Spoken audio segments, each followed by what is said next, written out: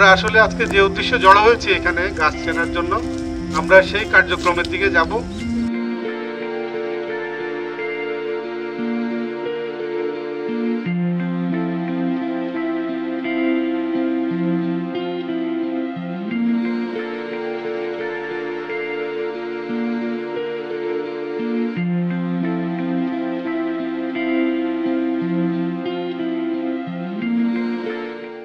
বৃষ্টি ভেজা সকালে গাছ চেনানোর আয়োজন।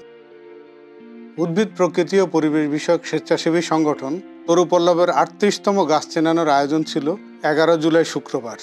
সেদিন ভোরে অঝোর ধারায় বৃষ্টি গড়িয়ে পড়ছিল। তবে বেলা গড়াতেই ধীরে ধীরে কালো মেঘ সরে গেল, আশার আলো জেগে উঠল সবার মনে।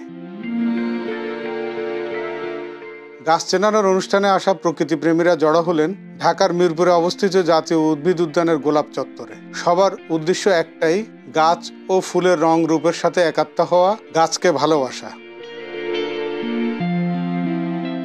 সেদিন গাছ চেনানোর এই অনুষ্ঠানে উপস্থিত ছিলেন প্রায় অর্ধশতাধিক উদ্ভিদপ্রেমী। বৃষ্টিস্নাত প্রকৃতির মাধুর্যমণ্ডিত রূপ তারা প্রত্যক্ষ করেন।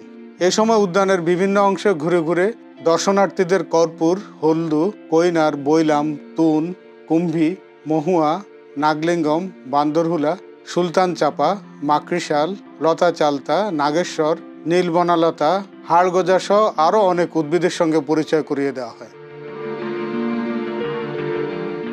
অনুষ্ঠানে অতিথি হিসেবে উপস্থিত ছিলেন পাখি বিশেষজ্ঞ ইনামাল হক, বরেণ্য কার্টুনিস্ট এবং রম্য লেখক আহসান হাবিব, কথাসাহিত্যিক ও ভ্রমণ লেখক ফারুক মঈনুদ্দিন, উদ্ভিদবিদ শামসুল হক সহ তরুপল্লবের সদস্যবৃন্দ। বিশেষজ্ঞরা গল্প কথায় তুলে ধরেন ফুল পাখিদের কথা, পাশাপাশি তারা প্রকৃতি সংরক্ষণে সবাইকে আরও সচেতন হওয়ার আহ্বান জানান। গাছের সঠিক পরিচর্যা ও বাগানের পরিবেশগত গুরুত্ব নিয়ে কথা বলেন কৃষিবিদ ডক্টর মেহেদী মাসুদ।